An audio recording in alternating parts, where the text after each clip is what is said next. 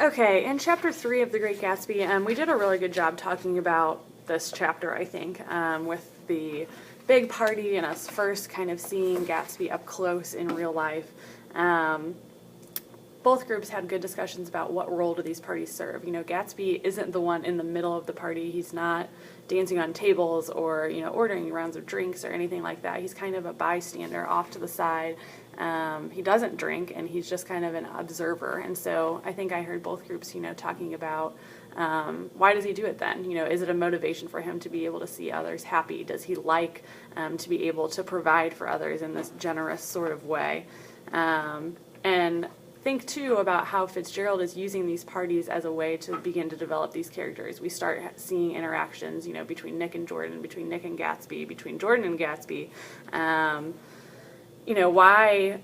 How are we learning things about these characters, and why do you think that instead of just coming right out and telling us that we have these kind of casual interactions, what is the secret that Gatsby tells Jordan, and why don't we know yet? What kind of mood is that creating for us as readers? Okay, on page 49, we also see, that quote about Jordan talking about large parties, and she says, "Anyhow, he gives large parties," said Jordan, changing the subject with an urban distaste for the concrete. "And I like large parties. They're so intimate. At small parties, there isn't any privacy." I think that quote is hysterical.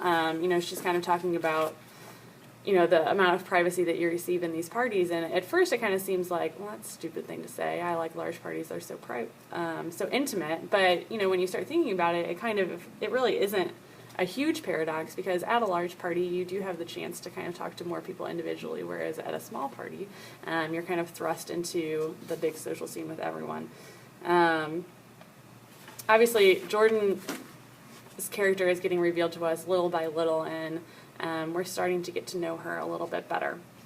I want you to think a little bit about how this party, this big elaborate party that Gatsby throws, contrasts with the party that we saw in New York with Tom and Myrtle, and the different ways that the characters react. Also think about, on page 57, we start seeing the scandal with Jordan and the rotten careless driver discussion, and that leads to Nick saying towards the end of the chapter, "Everyone suspects himself of at least one of the cardinal virtues, and this is mine. I am one of the few honest people that I have ever known."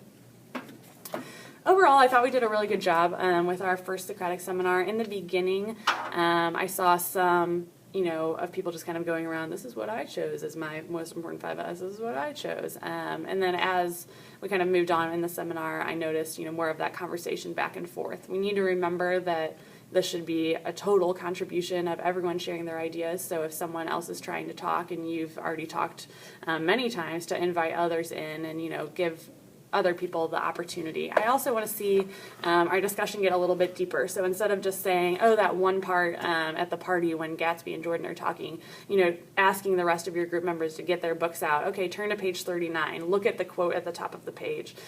We need to be better about using text support to support all of these opinions that we're saying. Some other things that you didn't really talk about is the vocab. Right when we started reading Gatsby, lots of people were mentioning, like, oh my gosh, this crazy vocab, but we didn't really talk about that as you were discussing in your seminars yesterday. This 2 and 3 had lots of tight word choice, like supercilious and contiguous, and deferred, pastoral, apathetically, strident, harlequin, innuendo. Those are words that you can bring up and discuss how that word choice really creates the tone of these chapters, because I think that when we think about Nick as our speaker and him using these words, I think that says a lot about who we're dealing with here.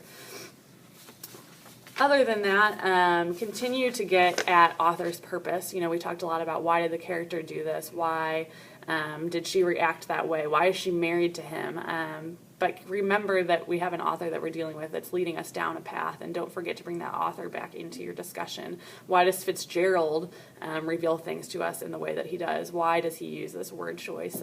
Why does he structure these paragraphs in this way? But other than that, great job, and I look forward to our next seminar.